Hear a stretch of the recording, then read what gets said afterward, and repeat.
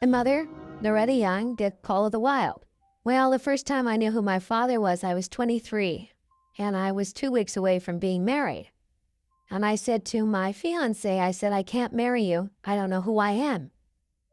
And he smiled and he said, well, I know everything there is to know about you. He said, you're Clark Gable's daughter.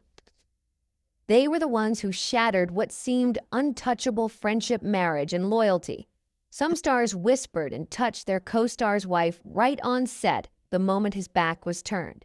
Others took advantage while a husband was busy entertaining guests to slip away with his wife into a private room.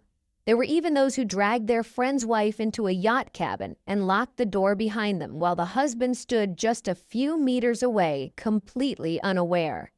These affairs were not moments of reckless impulse, but carefully arranged, hidden behind cash payments, studio power, and the silence bought from the press. So, which golden era stars slept with their co-stars' wives? How did they conceal it? And in the end, did they have to pay the price for what they had done? We're about to find out. Clark Gable, the secret love child hidden for nearly 70 years. Hollywood in 1935 glittered like pure gold. The king of Hollywood. Clark Gable was already the #1 star, trailed everywhere by reporters and adoring female fans. On paper, he was the model husband of Maria Franklin Gable. But behind the scenes, a shocking secret was taking shape, one that Hollywood would try to bury for nearly a century.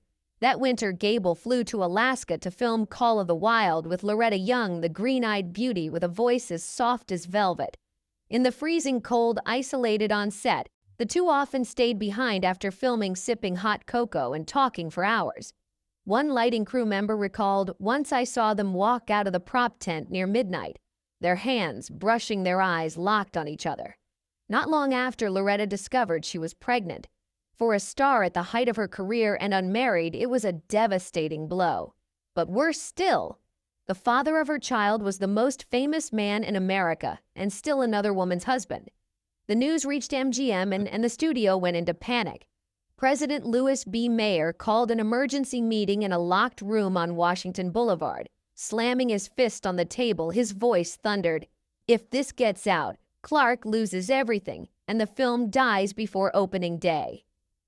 That very night, 2 MGM security men quietly entered Loretta's quarters, ordering her to pack and leave Alaska immediately. A guard later recalled, she cried the entire way to the airport, repeating over and over, "I don't want to leave like this." Loretta vanished from Hollywood as if into thin air. The press was told she was resting for her health, but in reality, she slipped into a small California town into a secret maternity home. The baby girl's birth certificate listed the father as John Doe, but the handwriting suspiciously resembled Clark Gable's secretary. Worse still, a love letter from Gable to Loretta, written just before the birth, nearly exploded into scandal.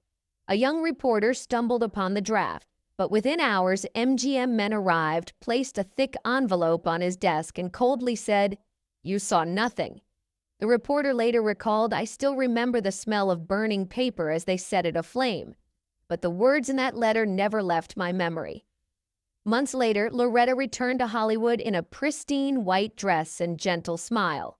She announced she had been away doing charity work and had adopted a baby girl. No one dared ask further, and the perfect cover story concealed the truth. It was her own daughter, fathered by Clark Gable. The secret remained locked away for nearly 70 years. Only after Loretta's death did her daughter discover an old wooden box containing love letters and a photo of Gable cradling her as a child. In an interview with ABC News, she confessed through tears, "I looked at that photo and knew instantly, blood cannot be hidden. He and we share the same face." Hollywood erupted. It was dubbed the greatest cover-up in film history, where a studio wielded enough power to control the press, the police, and even a person's fate. But that was an era when kings were shielded at all costs. For Steve McQueen, however, things were different. Just one night was enough to make his scandal headline news. Steve McQueen entangled in an affair with a colleague's wife.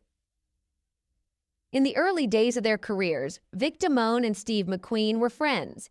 They shared drinks at Musso, and Frank laughed about new films, expensive sports cars, and cross-country drives. But that brotherhood began to fracture on a night later known as the birth of scandal. A waiter at Ciro's, one of Los Angeles' most exclusive clubs, swore he saw McQueen and Niley Adams seated together in the VIP lounge for hours, giggling like lovers. A drummer at Mocambo recalled Steve didn't hesitate to place his hand on her back. The way he looked at Nyla, that wasn't how you look at your friend's wife. Rumors spread quickly. Vic Damone heard whispers, but brushed them aside, telling a friend, "No, Steve's my buddy. Brothers don't do that to each other." But everything collapsed one evening in Beverly Hills. At a party filled with studio moguls, McQueen and Neil left together under the curious eyes of guests. Vic sat alone, glass trembling in his hand. Near midnight, he called McQueen. His voice was heavy, each word restrained. "I hope what I've heard is just lies. Because if not, Steve, you won't want to see me at your door." On the other end, McQueen replied slowly, almost defiantly, "Vic, man to man, you know how it is." Weeks later, Nyla filed for divorce. Paparazzi snapped photos of her and McQueen holding hands on Malibu Beach. A Hollywood Reporter splashed the headline, "Couldn't they wait?" A young photographer admitted he once captured McQueen and Nile embracing backstage, but by morning, McQueen's men had arrived with a thick envelope and took the reel away. Their wedding came quickly. The public speculated about the true beginning of their love. But no one could deny McQueen's dangerous allure. The man who lived on the edge, racing cars, illegally brawling in bars, and loving women recklessly. But marriage soon became a battlefield. In her memoir, Nile wrote that McQueen forced her to abandon her career while he continued late-night escapades with whiskey engines and other women. A waiter at Ciro's remembered one night Nile came looking for him only to find Steve sitting between two young beauties. She stood at the door staring for a few seconds, then left without a word. Years later, McQueen remained McQueen, rebellious, magnetic, never at peace. Repeated betrayals, jealousy, and suffocating control eventually destroyed their marriage. In 1972, after more than a decade together, Nile filed for divorce. In her memoir, she wrote a chilling line, "Steve once broke another man's marriage to have me. And then he broke our marriage to lose me." If McQueen flaunted his affairs openly, Clint Eastwood sowed his scandals in the shadows of film sets where every glance and touch sparked whispers across Hollywood. And that story began in New Mexico, 1968. Clint Eastwood, an affair in plain sight on set. At noon on the Hang 'em High set in the New Mexico desert, the cast was chatting over coffee when suddenly chairs crashed, cups shattered. Everyone turned in shock. Veteran actor Pat Hingle, usually calm, was charging straight at Clint Eastwood, face-flushed finger jabbing the chest of Hollywood's man with no name. A lighting technician recalled, "I heard Pat shout, 'You think I don't know?' And Clint just stood there, eyes locked, like daring him." Minutes earlier, Pat's wife, Alice Faye, had left the set. Her presence had long raised questions. She wasn't in the film yet, she was there nearly every day. At first, people thought she was just visiting Pat, but gradually it became clear she spent more time near Clint's trailer than her husband's. A costume assistant remembered between takes, Alice would walk straight to Clint, hand him water, and they'd talk for ages. Once I saw her laughing so hard she bent over at something Clint said.